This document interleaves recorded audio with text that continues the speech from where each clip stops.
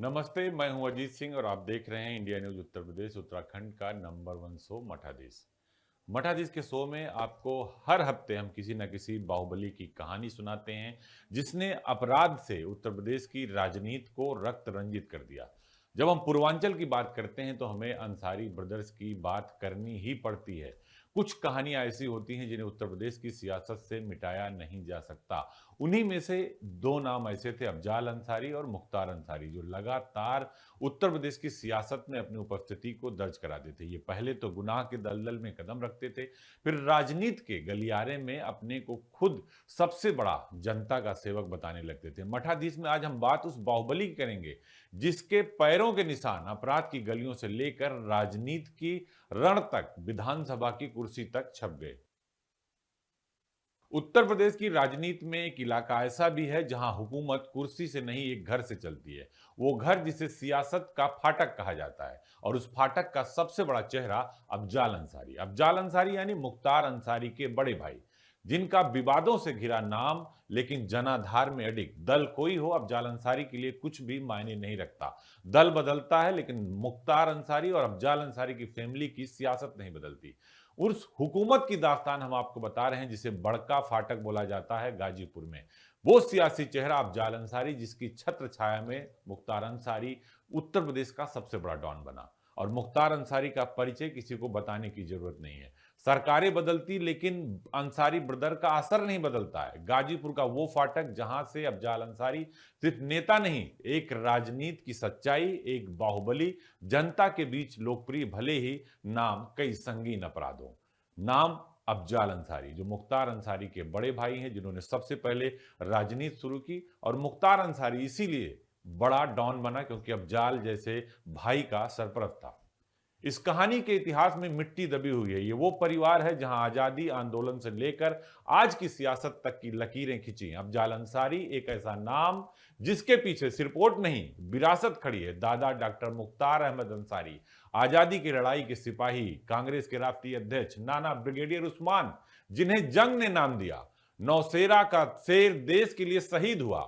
आज का चेहरा भले विवादों में हो लेकिन इस घर की बुनियाद कुर्बानी, सियासत और इतिहास से बनी है। बहुत कुछ छाप छोड़कर जा चुकी है, लेकिन किसी को नहीं पता था जिसने देश की आजादी में जिस परिवार का सबसे बड़ा योगदान था, उस परिवार में अपराध और अपराध का राजनीतिकरण हो जाएगा। वजह है कि गाजीपुर का फाटक सिर्फ एक घर की सियासत नहीं बल्कि एक जिंदा कहानी है जिसे कोई इग्नोर नहीं कर सकता।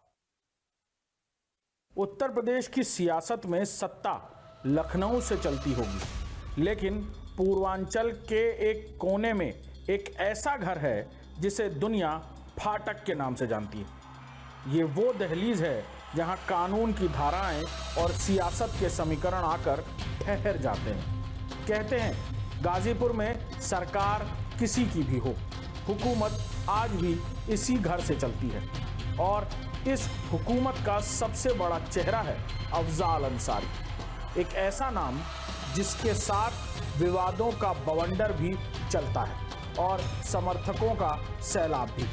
फाटक का इतिहास कोई रातों रात नहीं लिखा गया।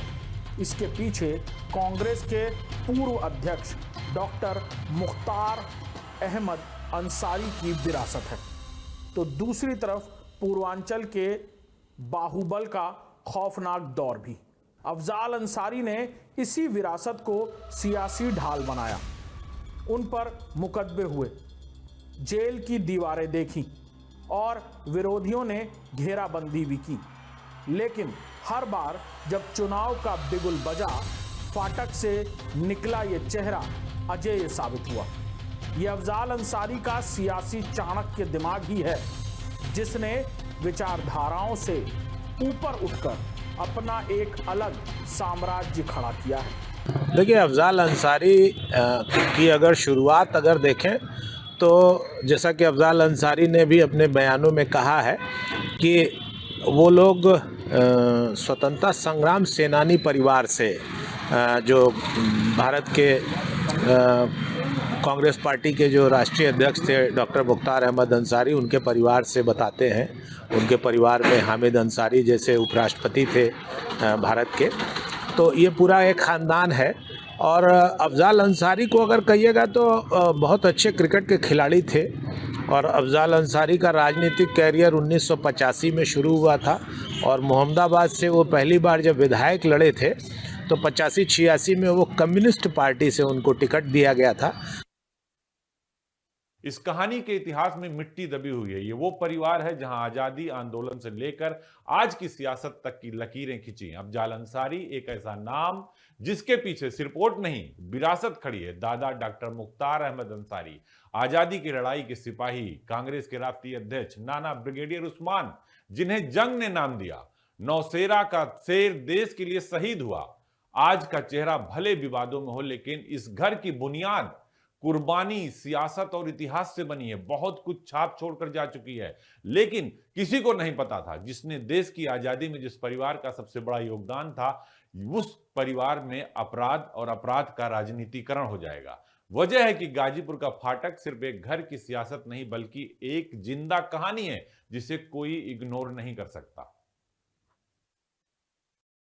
इस कहानी की जड़ें सिर्फ गाजीपुर की मिट्टी में नहीं, बल्कि हिंदुस्तान के इतिहास की गहराइयों में दबी हैं। ये उस घर की दास्तान है जहां आज़ादी के आंदोलन से लेकर आज की कड़क सियासत तक की लकीरें खींची गई हैं। जिसे दुनिया आज फाटक कहती है, वो सिर्फ ईंट पत्थर की दीवारें नहीं, वो गवाह है उस दौर की जब देश करवट ले रहा था। और आज उसी रसूख का सबसे बड़ा पहरेदार है अफ़ज़ाल अंसारी। लोग अफ़ज़ाल के पीछे दौड़ता वोट बैंक देखते हैं, लेकिन इस चेहरे के पीछे एक अजीम विरासत खड़ी है। एक तरफ दादा डॉक्टर मुख्तार अहमद अंसारी, जो कांग्रेस के राष्ट्रीय अध्यक्ष रहे और गांधी नेहरू के करीबियों में गिने गए। दूसरी तरफ नाना ब्रिगेडियर उस्मान, वो जाबाज जिसे जंग ने नाम दिया नौशेरा का शेर, जिसने तिरंगे की शान में अपनी जान कुर्बान कर दी। इस घर की बुनियाद किसी चुनावी जीत से नहीं, बल्कि देश के लिए दी गई कुर्बानियों और लहू से बनी है। आज वक्त का पहिया घूमा है, चेहरा विवादों के घेरे में है, कानूनी जंग जारी है। पूर्वांचल की तपती जमीन, गाजीपुर की सियासी फिजा, और उस फिजा में दशकों से गूंजता एक नाम, अफ़ज़ाल अंसारी। ये सिर्फ एक सांसद की कहानी नहीं है, ये कहानी है एक ऐसे घराने की जिसकी जड़ें आजादी की लड़ाई में है और उसकी शाखाएं आज भी सत्ता के गलियारों तक फैली हुई है।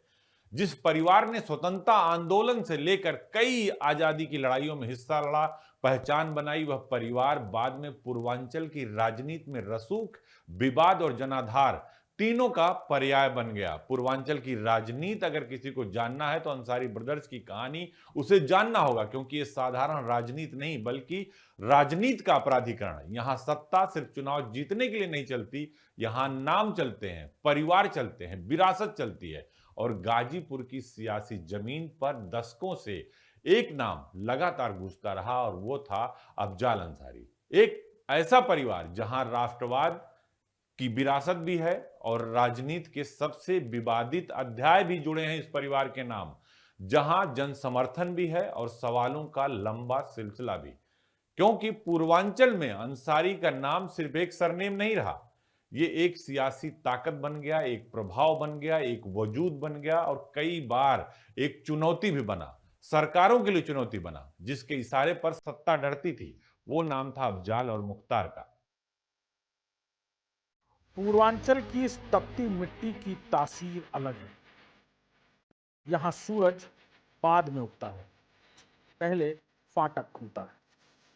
गाजीपुर की फिजाओं में घुली उस खुशबू को पहचानिए जिसमें आज़ादी के दीवानों का पसीना भी है और आधुनिक सियासत का बारूद भी। ये कहानी सिर्फ एक सांसद की नहीं, एक ऐसी सल्तनत की है जिसकी जड़ें दिल्ली की गद्दी से पहले इतिहास की किताबों में दर्ज हो गई। अफजाल अंसारी एक ऐसा नाम जिसे वक्त ने तराशा, विवादों ने घेरा, लेकिन जनाधार ने हमेशा सीने से लगाया। यहाँ एक ही आंगन में दो दुनिया बसती है। एक तरफ वो गौरवशाली इतिहास है जहाँ शहादत का तिलक लगा है, जहाँ दादा कांग्रेस की सदारत करते थे और नाना सरहद पर सीना तानकर शहीद हो गए। और दूसरी तरफ पूर्वांचल की वो जद्दोजहद जहां राजनीतिक बंदूकों के साए और रसूख के तराजू पर तौली जाती है। सारी घराना जहां राष्ट्रवाद की विरासत भी बुलंद है। देखिए, कहानी कुछ नहीं है।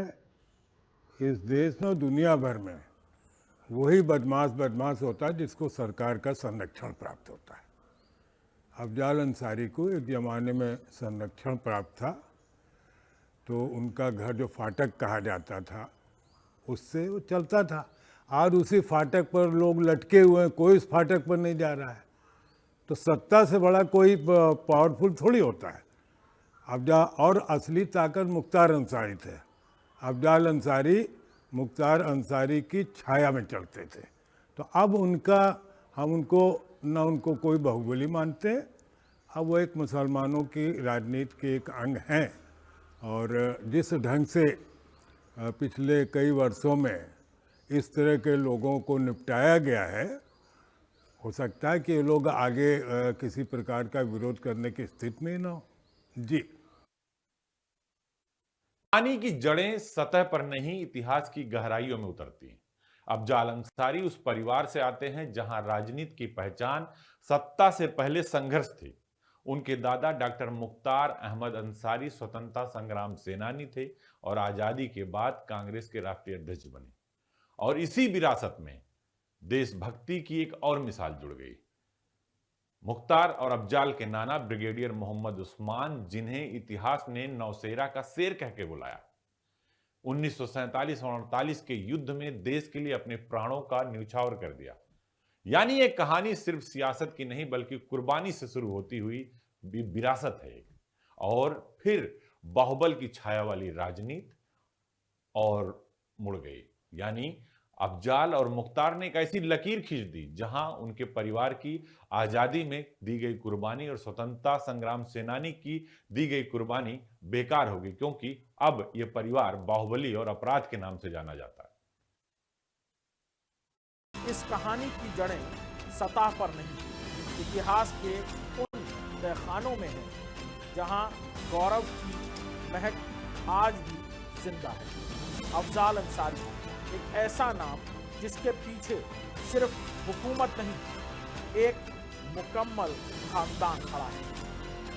एक वो दौर था जब इस घर की पहचान सत्ता नहीं, संघर्ष थी। दादा डॉक्टर मुख्तार अहमद अंसारी, जिनके एक आह्वान पर देश की सड़कें भर जाती हैं। वो शख्स जो आज़ादी की लड़ाई का सिपाही बना और कांग्रेस के सिंहासन पर बैठा। यहाँ से शुरू हुई थी वो साख जिसे झुकाना नामुमकिन था। विरासत की इस मशाल में शहादत का तेल डाला ब्रिगेडियर मोहम्मद उस्मान ने। इतिहास ने उन्हें नौशेरा का शेर पुकारा। देखिए भाई, सांसद हैं, इसमें कोई दो राय नहीं है। पीछे मुकदमे में सांसदी चली गई थी और हाई कोर्ट से स्टे करा लिया है, तो वर्तमान समय में सांसद हैं। और श्री मनोज सिन्हा जैसे बड़े कैंडिडेट को पराजित करके बने हैं, तो ये तो बात सही है ही। और मुख्तार अंसारी के भाई हैं, इसमें भी कोई शक नहीं है। एक क्षेत्र के लोगों के लिए, जैसा आपने कहा कि एक रॉबिन हुड वाली इमेज रहती है, और क्षेत्र के लोगों के ऊपर, विशेषकर अपनी कम्युनिटी के लोगों के ऊपर वर्चस्व है। अगस्त 1953 गाजीपुर की जमीन पर एक ऐसा नाम का जन्म होता है जिसे आगे चलकर पूर्वांचल की सियासत पहचानने लगती है। अफजाल अंसारी का जन्म एक साधारण परिवार में नहीं बल्कि उस घर में हुआ जहां दीवारों पर आजादी की कहानियां टंगी थी और राजनीति सांसों में बसती थी। दादा थे मुख्तार अहमद अंसारी, जो कांग्रेस के राष्ट्रीय अध्यक्ष रहे और जामिया मिलिया इस्लामिया की नींव रखने वालों में से एक, यानी शिक्षा, राजनीति और राष्ट्र निर्माण तीनों की विरासत एक साथ थी। लेकिन इस परिवार की पहचान एक रंग की नहीं थी। एक और भाई मुख्तार अंसारी था, तो दूसरी तरफ जिसका नाम बाहुबल में, विवाद में, राजनीति से जुड़ा, जो अब इस दुनिया में तो नहीं है, लेकिन मुख्तार अंसारी को कोई भूल नहीं सकता, क्योंकि मुख्तार वो नाम था जिसके इशारे पर पूर्वांचल की सियासत चलती थी। सत्ता कोई भी हो, दल कोई भी हो, जिधर मुख्तार चाहता था वही चुनाव जीतता था। और दूसरी ओर सिकबतुल्ला अंसारी, जो खुद भी सियासत के मैदान में उतरे, यानी वो भी अफजाल और मुख्तार के भाई थे। इस तरह अफजाल अंसारी का सफर एक ऐसे घर से शुरू होता है जहां इतिहास की गरिमा भी है और राजनीति की कठोर सच्चाइयां भी हैं, लेकिन इसे शायद बाहुबल और अपराध के गठजोड़ ने दबा दिया। अगस्त 1953 गाजीपुर की उस मिट्टी में एक ऐसी लकीर खींची गई जिसे मिटाना नामुमकिन था। अफजाल अंसारी उस घर में पैदा हुआ जहां लोरी नहीं, सियासत की बातें सुनाई देती थी। एक ऐसी छत जिसके नीचे इतिहास करवट लेता था। दीवारों पर आज़ादी के दीवानों की तस्वीरें टंगी थी और नसों में राष्ट्र निर्माण का जुनून दौड़ता था।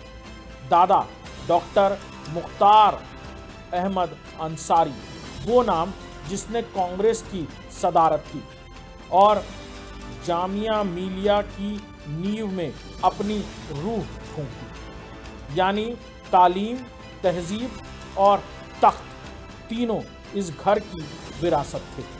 लेकिन फाटक की ये दहलीज सिर्फ गौरव नहीं, विवादों के तूफानों की भी गवाह बनी। यहाँ एक ही आंगन में 3 अलग कहानियां लिखी गईं। एक तरफ वो भाई था जिसके नाम की गूंज से पूर्वांचल का भूगोल बदल जाता था, मुख्तार अंसारी।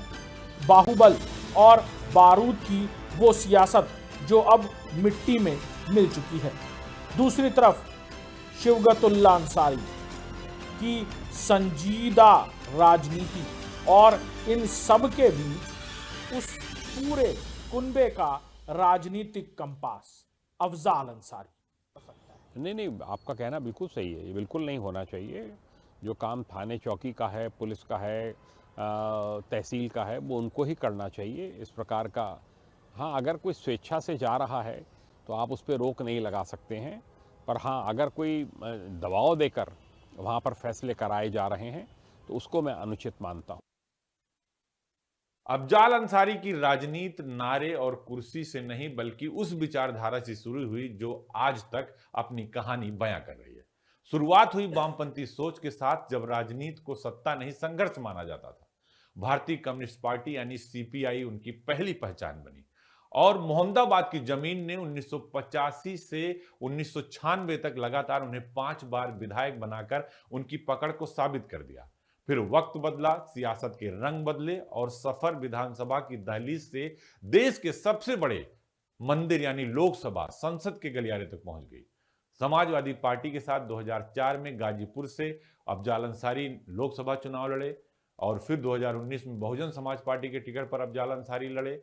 अंसारी एक बार फिर सांसद बने। यानी ये राजनीति एक पार्टी की नहीं बल्कि एक लंबे सियासी सफर की कहानी है, जो वामपंथ से चलकर कई मोड़ों से गुजरती हुई आज भी पूर्वांचल की सियासत में अपनी मौजूदगी को बखूबी दर्ज कराती है।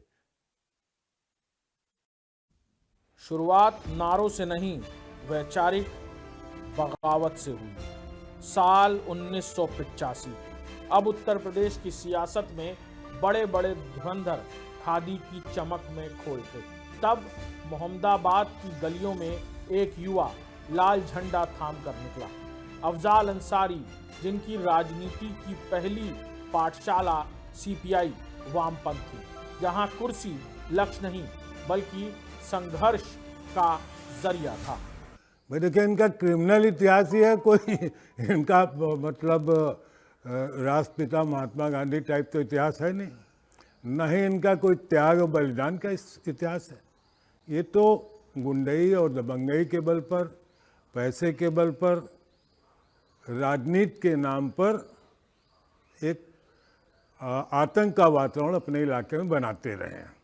तो इनका कैरियर के जब बात करेंगे तो हम मानते हैं कि इनका कोई पॉलिटिकल कैरियर नहीं था। सारी कुछ जो कुछ गुंडई थी और गुंडई सत्ता के अधीन चल रही थी। मोहम्मदाबाद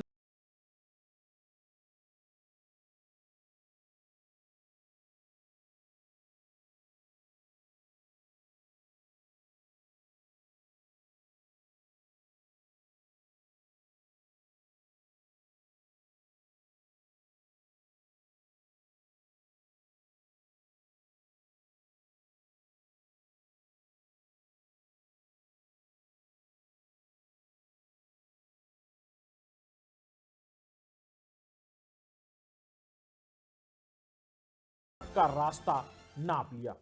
देखिए, कार्रवाइयाँ खूब हुई हैं। जो साथ में लोग चलते थे, जिनके पास में असलहों के लाइसेंस बनवा दिए थे, उनके लाइसेंस निरस्त कराए गए। कोई इस प्रकार की गतिविधियां जो हैं, कोई जबरन कब्ज़ा करने वाली या धमकाने वाली, इन सब गतिविधियों के ऊपर रोक लगाई गई। ऐसा नहीं है, कार्रवाइयाँ हुई, पर वो समय की बात होती है। जब राजनीतिक दल उनके पक्ष का आ जाता है तो हावी हो जाते हैं सिस्टम के ऊपर, और उससे फिर जो है, जो लोअर लेवल पे पुलिसकर्मी हैं, चाहे तहसील कर्मी हैं, वो भी स्वाभाविक रूप से प्रभावित होते हैं।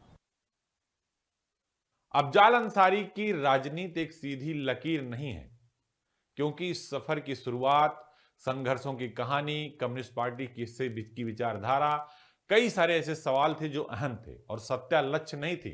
सत्ता उसका लक्ष्य नहीं था, बल्कि 2004 में समाजवादी पार्टी के टिकट पर अफजाल अंसारी पहली बार लोकसभा पहुंच गए।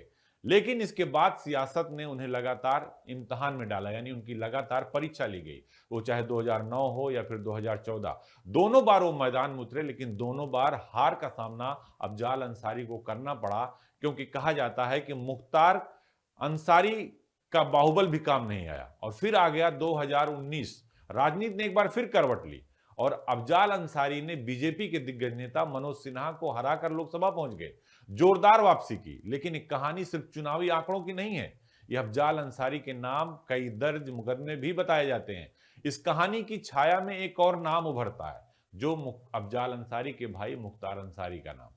मुख्तार अंसारी और ब्रजेश सिंह की लड़ाई पूरी दुनिया जानती है। उनके नाम पर रक्तांचल जैसी वेब सीरीज भी बनी। लेकिन मुख्तार अंसारी को किसका संरक्षण मिला? भाई अफजाल अंसारी का। इसी छत्र छाया में अपराध और राजनीति का एक ऐसा सियासी गठजोड़ खड़ा हो गया पूर्वांचल में कि सियासत को लंबे समय तक प्रभावित करता रहा।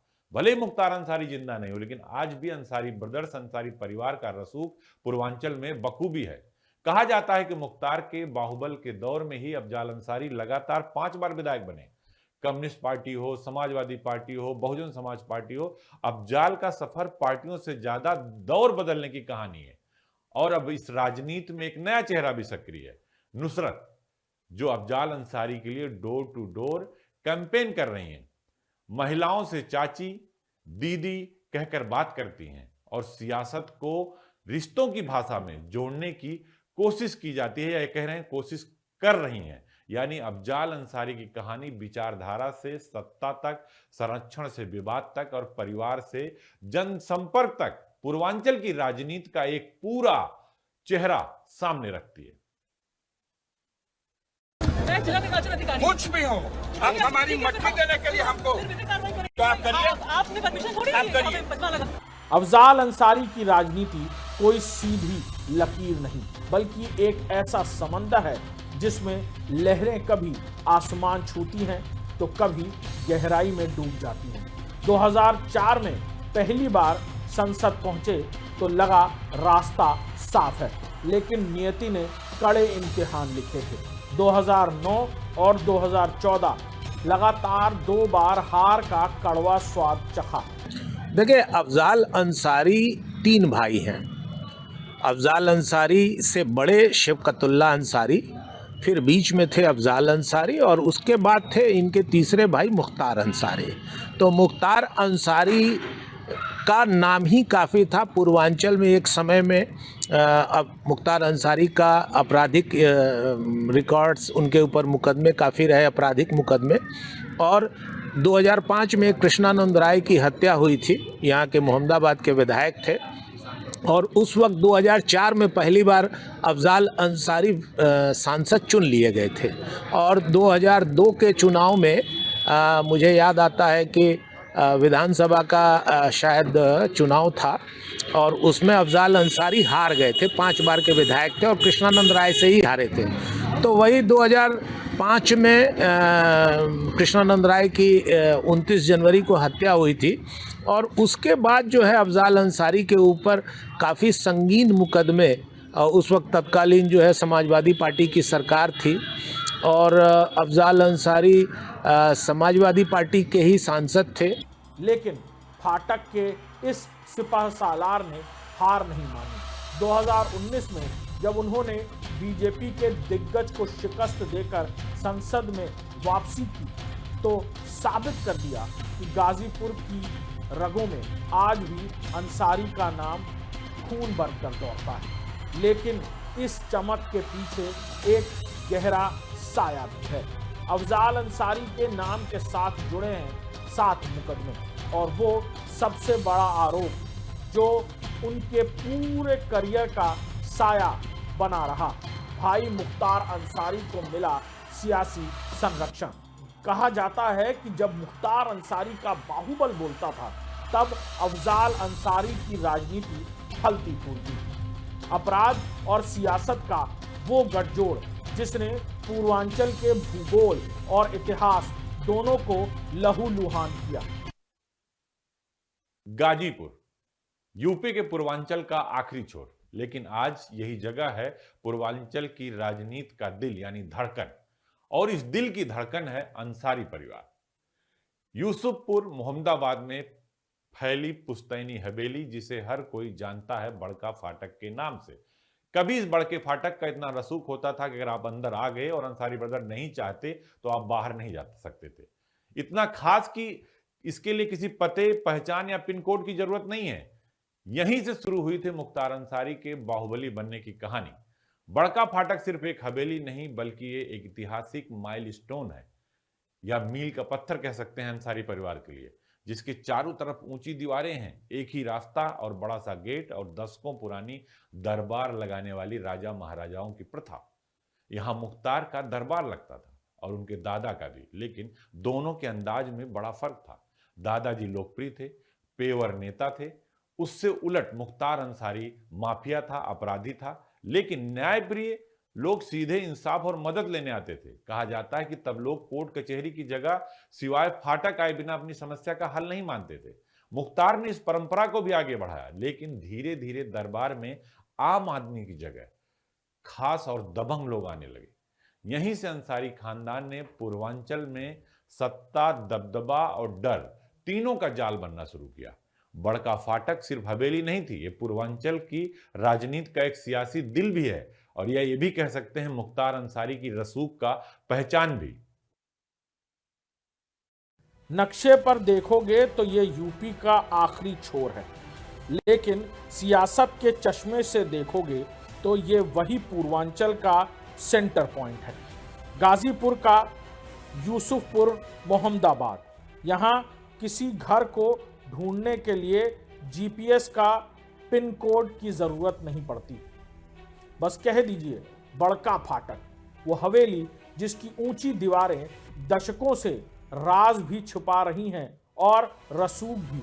ये सिर्फ ईंट पत्थर का ढांचा नहीं है, ये वो पावर सेंटर है जहां से तय होता है कि पूर्वांचल की हवा किस तरफ बहेगी। दौर बदले तो दरबार में मायने भी बदल गए।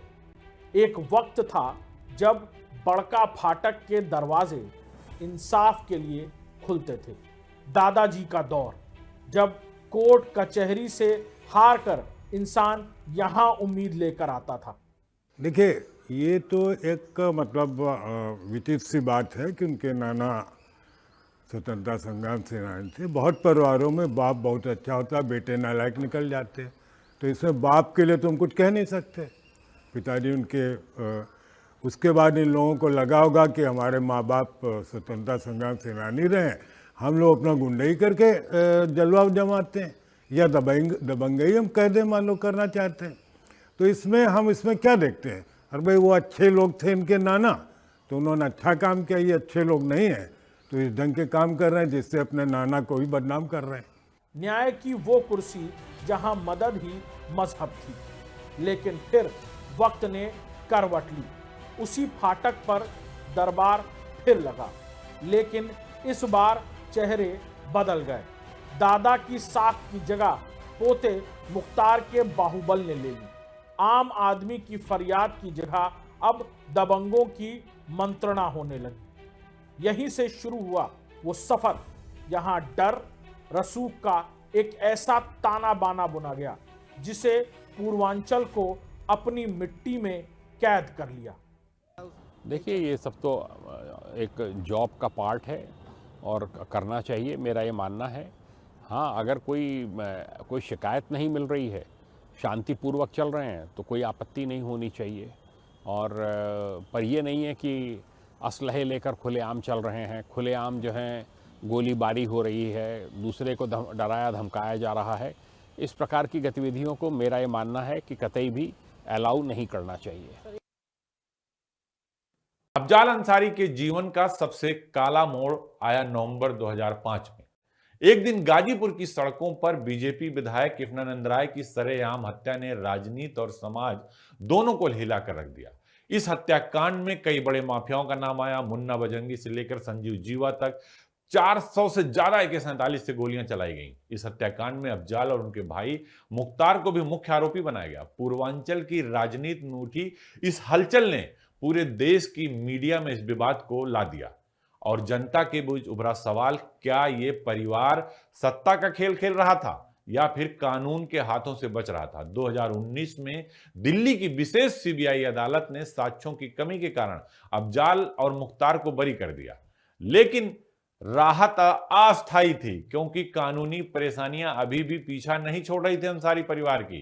कृष्णानंद राय हत्याकांड के आधार पर अफजाल पर गैंगस्टर एक्ट के तहत भी कार्रवाई हुई। मुख्तार अंसारी लंबे समय तक जेल रहे और फिर अप्रैल 2023 में गाजीपुर की अदालत ने अफजाल अंसारी को दोषी ठहराते हुए 4 साल की सजा सुनाई। सजा मतलब अब उनकी विधायकी और सांसदी दोनों पर ग्रहण लग गया, लेकिन इस सजा ने उनकी सांसदी की कुर्सी को भी हिला दिया।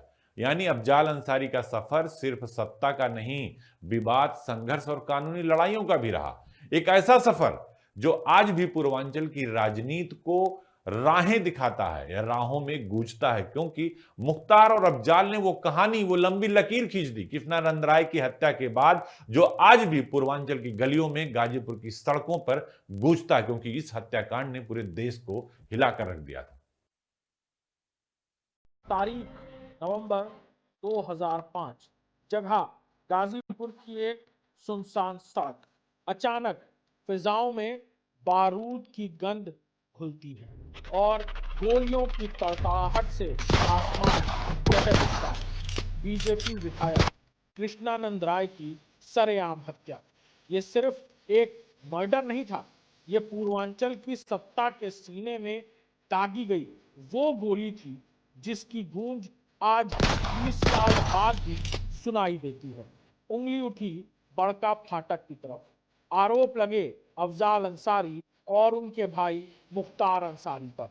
उस दिन से अफजाल अंसारी के सफेद कुर्ते पर कानून के शिकंजे की जो लकीर खिंची, वो आज तक मिटाए नहीं मिटती। दशकों तक अदालतों की सीढ़ियां घिसी गई, दलीलें चली, गवाह टूटे और साक्ष्य धुंधले पड़ते गए। 2019 में दिल्ली की CBI कोर्ट ने जब कहा साक्ष्य नहीं है, तो लगा फाटक ने एक बार फिर कानून को मात दे दी है। अफजाल के चेहरे पर वो सांसदीय मुस्कान वापस लौटी, लेकिन तकदीर ने पीछे से एक और चाल चल दी थी। अतीत की कब्र से गैंगस्टर एक्ट का जिन बाहर आ चुका था। वो मुकदमा जो साक्ष्यों की कमी नहीं बल्कि क्रिमिनल हिस्ट्री की बुनियाद पर टिका था। अप्रैल 2023 गाजीपुर की उसी जमीन ने जिसने उन्हें सिर आंखों पर बिठाया था। 4 साल की सजा का फैसला सुना दिया। एक हथौड़े की चोट ने अफजाल अंसारी की वो सांसद वाली आलीशान कुर्सी छीन ली और उन्हें उस सलाखों के पीछे भेज दिया जहां रसूख की दीवारें छोटी पड़ गई थी। ये किसी फिल्मी हीरो का सफर नहीं है, ये कहानी है उस खिलाड़ी की जो सियासत की बिसात पर चाले तो सही चलता रहा, लेकिन कानून के चेकमेट से खुद को बचा नहीं पाया। आज फाटक खामोश है और सवाल गहरे हैं। ये इस रसूख का सूर्यास्त है। मुख्तार अंसारी भाइयों पर गैंगस्टर एक्ट के तहत कृष्णानंद राय हत्याकांड में मामला दर्ज हुआ। 2007 में 2 साल बाद, उस दिन के बाद जब पूर्वांचल हिल गया था, बीजेपी विधायक कृष्णानंद राय की हत्या हुई थी। केस की तह तक जाएंगे तो राय की हत्या के बाद हुई आगजनी और कारोबारी नंद किशोर रुंगटा अपहरण हत्या को आधार बनाया गया था। याद रहे, हत्या के मामले में कोर्ट ने अंसारी भाइयों को तो बरी कर दिया था, लेकिन कानून की नजर में कहानी अभी खत्म नहीं हुई थी। गैंगस्टर एक्ट का ये मामला सीधा उसी घटनाक्रम से जुड़ा था जहां सत्ता, विवाद, डर और रसूख का मामला आता है और जहां ये तीनों एक साथ चल रहे थे। फैसले की तारीख तय हुई 15 अप्रैल 2023, लेकिन जज की छुट्टी की वजह से सुनवाई टल गई। 23 सितंबर 2022 को दोनों भाइयों पर गैंगस्टर एक्ट के तहत अदालत ने आरोप तय किए। यानी अंसारी बंधुओं यानी अंसारी भाइयों की दुनिया कभी सिर्फ राजनीति की नहीं रही, ये विवादों की थी, ये कानूनी लड़ाइयों की थी, ये सत्ता के खेल की दुनिया का कहा जाता है, जहां जीत की खुशी भी हमेशा सवालों और छायों में ढकी रहती थी। क्योंकि मुख्तार अंसारी ने ऐसी हत्या को अंजाम दिया था कृष्णानंद राय की, जहां AK-47 की गूंज दिल्ली तक सुनाई दी। साल 2007 जब पूर्वांचल की राजनीति बारूद और बयानों के बीच झूल रही थी, तब पुलिस के एक दफ्तर में एक फाइल खुली। नाम दिया गया गैंगस्टर एक्ट। ये सिर्फ कागजों का पुलिंदा नहीं था, ये उस रसूख की घेराबंदी थी जिसने दशकों से कानून को अपनी उंगलियों पर नचाया था। मेरा ये मानना है कि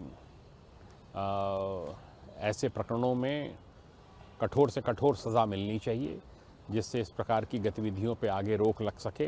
अन्यथा इस प्रकार की गतिविधियां जब एक बार आप इतना बड़ा कांड कर देते हैं तो वैसे ही आपका सिक्का चल जाता है पूरा इलाके में।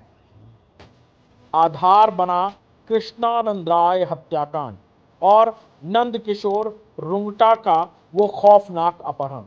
ये वो फाइल थी जिसे बंद करने की लाख कोशिशें की, लेकिन ये जिन कभी नहीं सोया।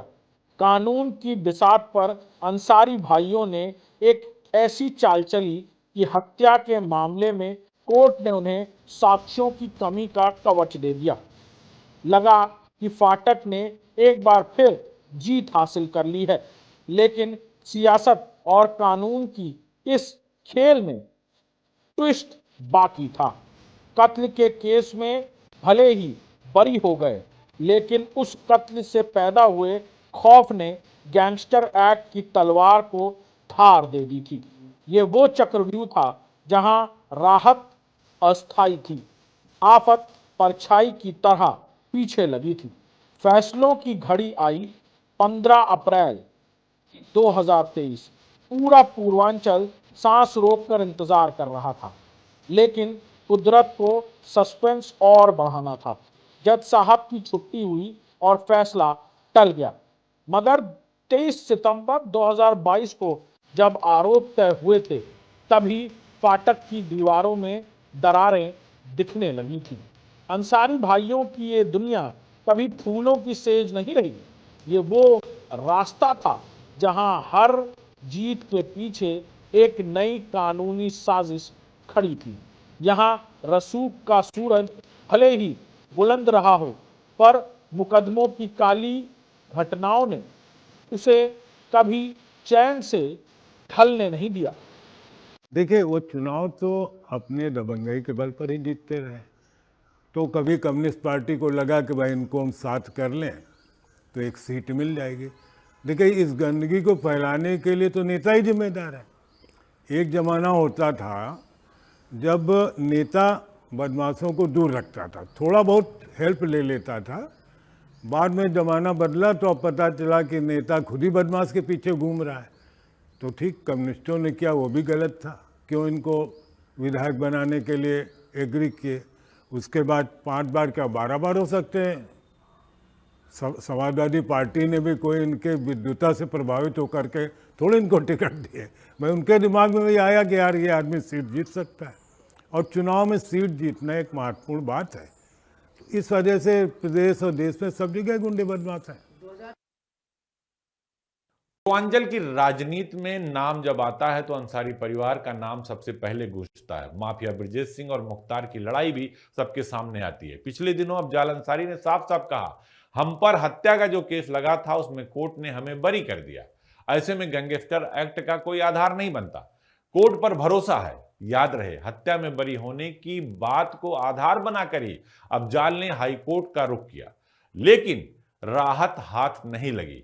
फिर 2019 का चुनाव आया। अफजाल अंसारी ने बसपा के टिकट पर चुनाव लड़ा, यानी हाथी पर सवार हो गए और चुनावी मैदान में बीजेपी के सबसे बड़े नेता जो जम्मू कश्मीर के एलजी हैं मनोज सिन्हा को 1,19,392 वोटों से हराकर अपनी ताकत का परिचय कराया। ये बता दिया कि गाजीपुर में अभी भी बड़का फाटक का ही चलता है और अंसारी परिवार का। याद रखें, इससे पहले 2014 में अफजाल सपा की सीट पर चुनाव लड़े थे, लेकिन जीत के बावजूद कानूनी लड़ाइयां जारी रही। गाजीपुर की अदालत ने एक फैसला सुनाया। पूर्वांचल के बाहुबली मुख्तार अंसारी को गैंगस्टर एक्ट में दोषी मानते हुए 10 साल की सजा और 5 लाख का जुर्माना किया, और उनके बड़े भाई जो सांसद थे अफजाल अंसारी को 4 साल की जेल और साफ साफ 1 लाख रुपए का जुर्माना सुनाया। कहा गया कि अंसारी भाइयों की दुनिया अब सिर्फ सत्ता और चुनाव की नहीं रही। ये अदालतों की पैरवी, अदालतों की चुनावी लड़ाइयां, कानूनी लड़ाइयां और दबदबे की दुनिया जो थी, जहां जीत की खुशी हमेशा सवालों की छायाओं के बीच रहती थी, अब उसके तरीके, उसकी परंपरा सब धीरे धीरे बदलने लगी, क्योंकि रसूख और दबदबा दोनों कम होने लगा। पूर्वांचल की राजनीति में अंसारी का नाम जो असर था वो अभी भी बरकरार था, लेकिन रास्ता कभी आसान नहीं रहा। उत्तर प्रदेश की सत्ता बदल गई थी 2017 में। योगी आदित्यनाथ उत्तर प्रदेश के मुख्यमंत्री बन गए थे। क्राइम पर जीरो टॉलरेंस था, जिसका असर सबको दिखाई दिया, और मुख्तार अंसारी का क्या हुआ ये आप सभी लोग जानते हैं। अफजाल अंसारी एक ऐसा खिलाड़ी जो शतरंज की बिसात पर मोहरों से नहीं मुकदमों से खेलता आया। उनका एक ही नारा था, जब कत्ल का दाग धुल गया तो गैंगस्टर का दाग कैसे। उन्होंने अपनी बेगुनाही को ढाल बनाया और हाईकोर्ट की चौखट तक इंसाफ की गुहार लगाई। लेकिन कानून की अपनी चाल होती है।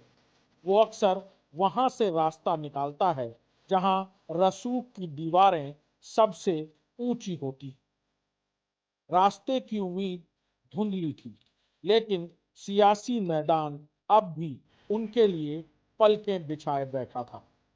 2014 की धूल छाड़कर 2019 में जब अफजाल अंसारी नीले झंडे के साथ गाजीपुर के रण में उतरे, तो उन्होंने दिल्ली के सबसे मजबूत किले में से एक को ढहा दिया।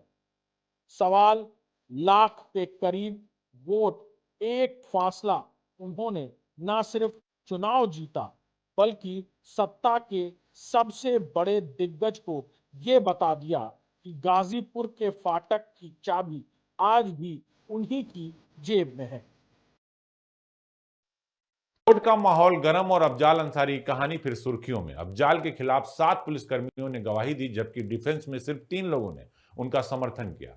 गाजीपुर के भांवरकोल थाने में दर्ज कई धाराओं के आधार पर अफजाल अंसारी पर लगाया गया गैंगस्टर एक्ट, लेकिन उनके अधिवक्ता का यह दावा था कि राजनीतिक दुश्मनी का खेल है। उनकी दलील साफ थी कि पूर्व में लगे सभी आरोपों में अफजाल अंसारी बरी हो चुके हैं, उनका कोई गिरोह नहीं है, और अफजाल ने खुद कोर्ट को में दोष मुक्त किए जाने की अपील भी की। कोर्ट ने अफजाल के खिलाफ 3 बातें उठाई, यानी 3 सवाल अदालत ने पूछे कि 2 वर्षों तक मोहम्मदाबाद की स्थिति खराब रही, किसी पॉलिटिशियन के 10 से 20 समर्थक होना बड़ी बात नहीं है, और ये संदेश स्पष्ट होना चाहिए कि अपराध करने पर गंभीर सजा मिलती है, यानी कोर्ट में सिर्फ मुकदमा नहीं चलता, कोर्ट न्याय भी देता है। कहते हैं कानून देर से भले न्याय दे, लेकिन कानून के हाथ बड़े लंबे होते हैं। और पूर्वांचल की राजनीति में कानून और सत्ता के टकराव का एक नया अध्याय था अफजाल अंसारी। जहां सत्ता और विवाद के बीच खड़े थे, वहीं उनके हर कदम पर कानूनी नजर भी बनी हुई है। लेकिन इस बात से अंदाजा नहीं लगाया जा सकता कि मुख्तार अंसारी का रसूख ऐसा था कि आज भी अभी भी मुख्तार का नाम जिंदा है, भले ही मुख्तार इस दुनिया में नहीं हो। गाजीपुर की अदालत, जहां दलीलों की नहीं गवाहों की जंग थी। एक तरफ खाकी का वो अभेद्य घेरा, 7 पुलिसकर्मी जिनकी एक एक गवाही अफजाल के सियासी किले की ईंट खिसका रही थी, और दूसरी तरफ बचाव में खड़े सिर्फ 3 वफादार। भंवरकोल थाने की वो धूल भरी फाइलें, जिनमें गैंगस्टर एक्ट की धाराएं किसी जहरीले नाक की तरह कुंडली मारकर बैठी थी। ये महज एक मुकदमा नहीं था, ये राज्य की शक्ति और खानदान के रसूख के बीच आर पार की लड़ाई थी। कोर्ट के भीतर डिफेंस का वार तीखा था। ये इंसाफ नहीं, इंतकाम है। वकील की दलील में कशमकश थी कि जिस शख्स को कत्ल के दागों से पाक कर दिया गया, उसे गैंगस्टर के घेरे में क्यों लाया जा रहा था। कोई गिरोह नहीं है, कोई दहशत नहीं है। अफजाल ने खुद को बेगुनाह बताने के लिए पूरी ताकत झोंक दी, लेकिन कानून की अपनी एक रडार होती है। बात है आपका कहना, हम लोगों ने भी ऐसी परिस्थितियां फेस की हैं। जो मुकदमों के मुद्दई हैं, कंप्लेनेंट हैं, वही पलट गए, उन्होंने ही पुलिस के ऊपर आरोप लगा दिया। विटनेसेस तो पलटे ही। इसी केस में नहीं, मैं और बहुत केसेस की बात कर रहा हूँ जो मेरे सर्विस के दौरान रहे हैं और जिनको पुलिस ने बहुत बढ़ चढ़ के तफ्तीश की और उम्मीद रखी कि उसमें लाइफ इम्प्रिजनमेंट होगा या फांसी होगी। पता चला कंप्लेनेंट ही उसमें बिक गए और विटनेसेस बिक गए। तो कुछ कमी भी रहती है कि उनके ऊपर नियंत्रण रखना चाहिए, उनको सुरक्षा देनी चाहिए। उनको जब सुरक्षा नहीं मिलती है, खतरे में पड़ते हैं, तो 2 मिनट में पलट जाते हैं। कोर्ट में अफजाल अंसारी के खिलाफ 7 पुलिसकर्मियों ने गवाही दी, बल्कि 3 लोगों ने उनके पक्ष में गवाही दी। अफजाल पर गाजीपुर के भावरखोल थाने में कई धाराओं में केस दर्ज किए गए। इसी केस के आधार पर अफजाल अंसारी पर गैंगस्टर लगाया गया था। अफजाल के वकील ने पुलिसकर्मियों की गवाही पर अपनी दलीलें दी। अफजाल के अधिवक्ता ने साफ साफ तौर पर कहा कि ये सब कुछ राजनीतिक दुश्मनी के चलते हुआ है और ये मुकदमे भी राजनीतिक दुश्मनी की वजह से दर्ज कराए गए हैं। जैसा कि हर नेता अदालत में यही कहता है कि मेरे ऊपर दर्ज मुकदमे राजनीतिक साजिश की वजह से हैं। अफजाल ने दोष मुक्त किए जाने की भी अपील की, ऐसा उनके अधिवक्ता ने कहा। पूर्व में उनके ऊपर लगे सभी आरोपों में अफजाल अंसारी बरी हो चुके हैं, इस बात की भी दलील अफजाल के अधिवक्ता ने कोर्ट में दी। उनका कोई गिरोह या गैंग नहीं है जो वो चलाते हैं। वहीं अफजाल ने कोर्ट में खुद को दोष मुक्त किए जाने की गुजारिश की, यानी अपील दायर की। अफजाल के खिलाफ अदालत ने 3 बड़ी बातों ने 2 वर्षों तक मोहम्मदाबाद की स्थिति क्यों खराब हो गई, क्यों आपके समर्थकों ने वहां विवाद किया, क्यों ऐसा होना बड़ी बात नहीं है। तीसरा संदेश साफ था कि जो भी अपराध करेगा उसे अपराध की सजा मिलेगी। गाजीपुर की अदालत, जहां हवाओं में आज नमी नहीं, एक अजीब सी तपिश थी। अफजाल अंसारी के सामने कानून ने एक ऐसी दीवार खड़ी की जिसे लांघना नामुमकिन था।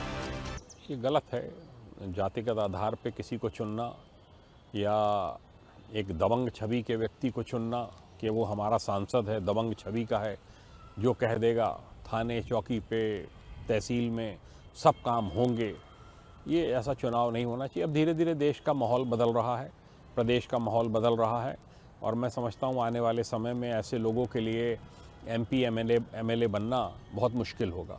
7 पुलिसकर्मी, खाकी की उन 7 गवाहियों ने अफजाल के सियासी किले की नींव हिला दी। भंवरकोल थाने की वो पुरानी फाइलें जिनमें दर्ज धाराओं ने मिलकर एक ऐसा गैंगस्टर का जाल बुना जिसमें रसूख के सारे धागे उलझ कर रह गए। अगर अफजाल अंसारी की बात करें तो उत्तर प्रदेश की राजनीति जहां सत्ता सिर्फ चुनाव और कुर्सी का खेल नहीं है, बल्कि विरासत, दबदबा और विवाद का जाल है। इस जाल में सबसे नामचीन चेहरा गाजीपुर का फाटक है। वो फाटक किसी इतिहास से कम नहीं है, वो फाटक किसी परंपरा से कम नहीं, क्योंकि वो फाटक फैसले सुनाता है। उस फाटक का सबसे बड़ा सियासी राजा अफजाल अंसारी और मुख्तार अंसारी थे, जिसमें विरासत और विवाद, कानून और सत्ता हर मोड़ पर आमने सामने है। पूर्वांचल की राजनीति में किसी एक व्यक्ति की कहानी सिर्फ सत्ता की नहीं होती, ये विरासत की होती है, विवाद की होती है, संघर्ष की होती है, ये बाहुबल का होता है, ये दबदबा का होता है, ये जनता के बीच अपनी धमक का होता है, जनता के बीच टकराव की एक बड़ी कहानी होती है। गाजीपुर का फाटक भी उसी सबसे बड़े सियासी चेहरे अफजाल अंसारी की दास्तान है, अफजाल अंसारी की कहानी है, जहां जीत की खुशी भी सवालों के छायों में ढकी रहती है। उत्तर प्रदेश की राजनीति जहां सत्ता सिर्फ चुनाव और कुर्सी का खेल नहीं, बल्कि विरासत, दबदबा और विवादों का एक ऐसा मकड़जाल है जिसे सुलझाना नामुमकिन। इस जाल के केंद्र में खड़ा है गाजीपुर का बड़का फाटक, एक ऐसा पता जिसके लिए किसी पिन कोड की जरूरत नहीं। यहाँ हवाएं आज भी वही दास्तां सुनाती जो कभी दादा की तालीम से शुरू हुई थी, लेकिन वक्त की गर्द में बाहुबल और बारूद की गूंज में बदल गई। इस किले के सबसे चतुर सिपाह सालार हैं अफजाल अंसारी, एक ऐसा चेहरा जो विरासत की सफेद खादी ओढ़कर विवाद के तूफान से अपनी कश्ती निकालना जानता है। पूर्वांचल की माटी में किसी वक्त की कहानी सिर्फ जीत की नहीं होती, ये कहानी है उस टकराव की जहां रसूख और सलाखों के बीच बस एक बारीक लकीर होती है। अफजाल ने संसद की सीढ़ियां भी चढ़ी और अदालत की दहलीज भी घिसी, जहां सत्ता का स्वाद तो है, लेकिन वो जायका हमेशा कानूनी पचड़ों की कड़वाहट से भरा रहता है। अंसारी घराने के लिए जीत की हर खुशी किसी गहरी छाया में ढकी रही। एक तरफ जनता का अटूट भरोसा है, तो दूसरी तरफ कानून की पैनी नजर। फाटक से निकला हर फैसला कभी इंसाफ की मिसाल बना, तो कभी अपराध की ढाल। विरासत और विवाद का ये ऐसा संगम है जहां भविष्य आज भी धुंधला। क्या ये रसूख का सूर्यास्त है या एक नए सियासी संघर्ष की ओर? पूर्वांचल के इस सियासी खेल में अंत कभी आखिर नहीं होता। तो आज के मठाधीश में हमने आपको पूर्वांचल के सबसे बड़े अपराधी या डॉन या राजनीतिक परिवार के बारे में बताया। अफजाल अंसारी का परिवार जो स्वतंत्रता संग्राम सेनानी थे, उनके दादा भारतीय राष्ट्रीय कांग्रेस के राष्ट्रीय अध्यक्ष थे, उनके नाना को शेर कहा गया। स्वतंत्रता संग्राम के लिए, देश की आजादी की लड़ाई के लिए 1947-48 में उन्होंने अपनी जान की कुर्बानी दे दी। लेकिन शायद लोगों के नहीं पता था कि गाजीपुर का ये जो सबसे बड़का फाटक घर है, जो कभी सियासत के लिए, देश की राजनीति के लिए, देश की कुर्बानी के लिए जाना जाता है, ये घर आने वाले समय में अपराध के नाम से जाना जाएगा। ये मुख्तार अंसारी के नाम से जाना जाएगा, जिसके ऊपर सैकड़ों हत्या, अपहरण के मुकदमे दर्ज हुए, चाहे रुंगटा अपहरण कांड की बात हो, चाहे कृष्णानंद राय की हत्याकांड की बात हो।